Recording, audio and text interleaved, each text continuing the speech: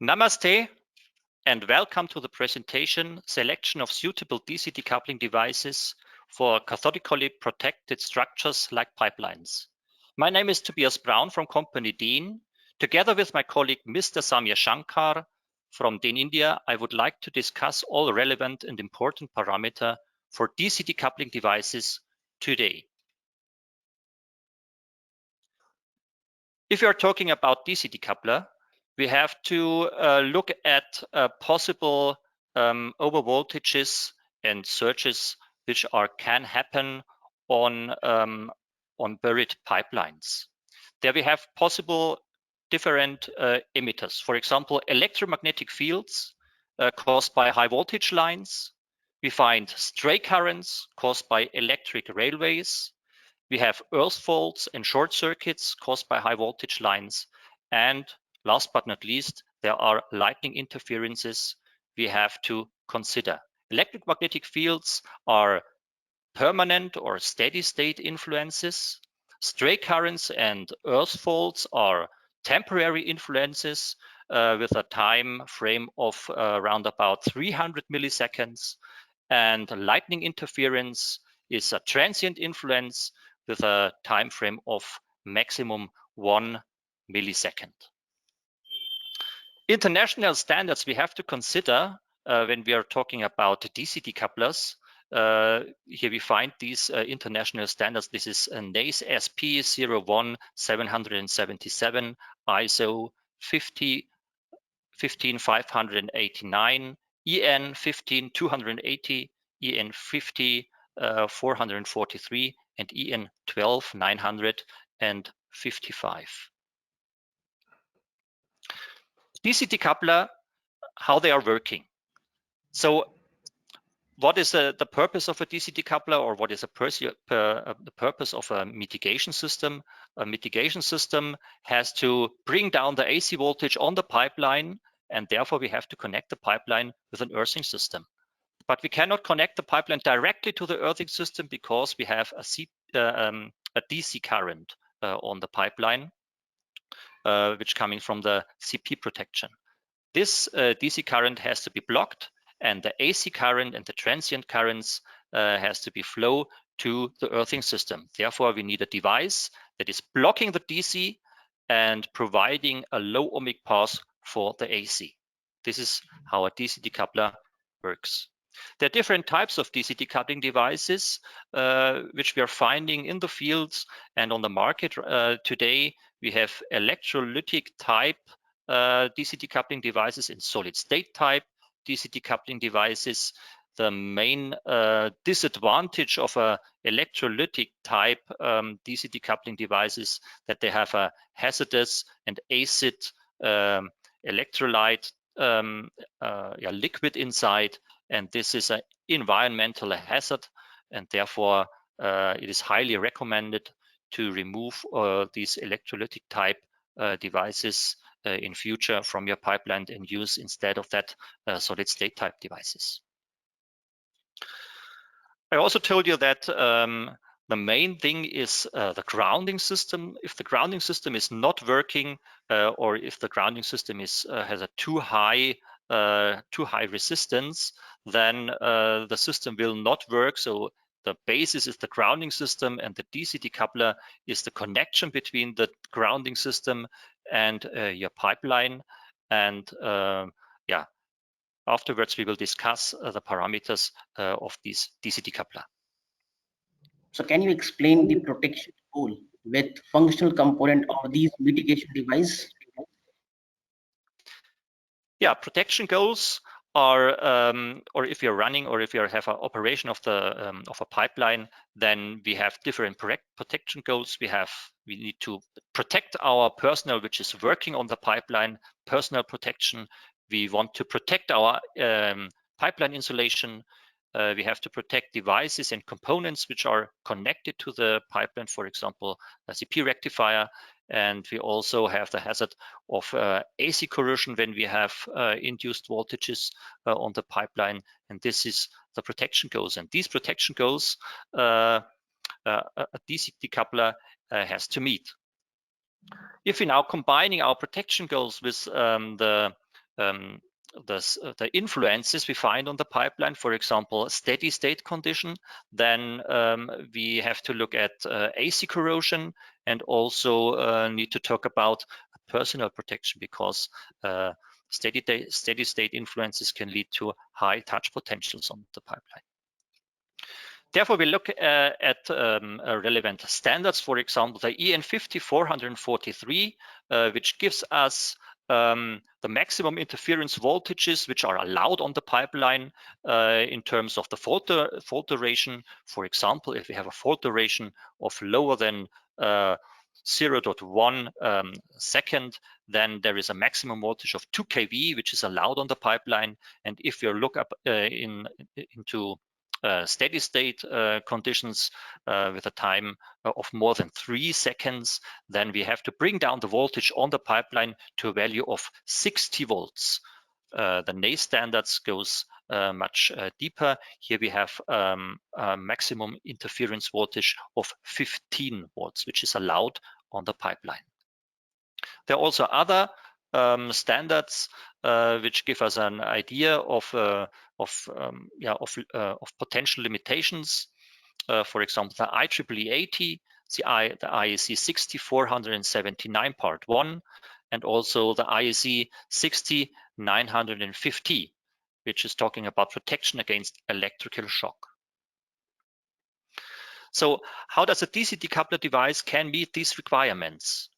A steady state DC decoupler device has a capacitor inside which brings down the AC steady state voltage to the grounding system. And what is the rating, or what should be the rating here? Let's make a small example. If we have a resistance of our earthing system of around about 2 ohms, and we want to meet the voltage maximum of 60 volts, then there is only allowed to flow 30 amps of current from the pipeline to the earthing system. Then we have a voltage on the pipeline, a residual voltage on the pipeline of 60 volt from pipeline to remote earth. And if the current is higher than 30 amps, then also the voltage will rise. So if we want to discharge more than 30 amps, here in this case, then we need a second DC decoupler and also a second earthing system. So it makes no sense to have DC decoupler with a higher rating of, let's say, 30 volts or up to 40 or 45 amps. Now let's talk about fault condition, about earth faults, which kind of protection goals are there relevant. There are also personal protection relevant and the protection of the insulation. To mitigate earth faults from the pipeline to an earthing system, the relevant mitigation device, the relevant DC decoupler needs to have a second part inside. So normally these are diodes, which are where the current can flow from the pipeline to the ground. And the rating here normally is 3.7 kA for 200 milliseconds. And I tell you why. Let's do an additional example here. We have a fault time of 600 milliseconds. And 600 milliseconds means we need a maximum voltage of 430 volts is allowed on the pipeline. So now we are using a DC decoupler, for example, which is rated for 5 kiloamps, and we expect maybe a current of this 5 kiloamps. Then what must be the earthing resistance of our earthing system in that case? We can calculate this. It's the maximum voltage 430 volts divided by the 5 kiloamps, and then we will come up with an earthing resistance of 86 milliohms, and this is an earthing resistance which is nearly unreachable. So it makes no sense to to rate a DC decoupler for this high value of 5 kA. Let's do a more realistic scenario. Let's assume we have an earthing resistance of 2 ohms, and we want to meet a maximum stress voltage of 5 kV on the pipeline. Then we can use the same equation we used before and calculate the maximum discharge current, which can flow in this case over the DC decoupler. And here we come to a maximum discharge current of 2.5 kA. So this is a value which is realistic, and a normal rating of a DC decoupler of 3.7 kA is more than enough.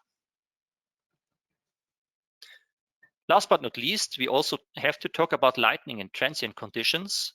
And here we also have the protection goals: personnel protection, protection of the insulation, protection of devices and components.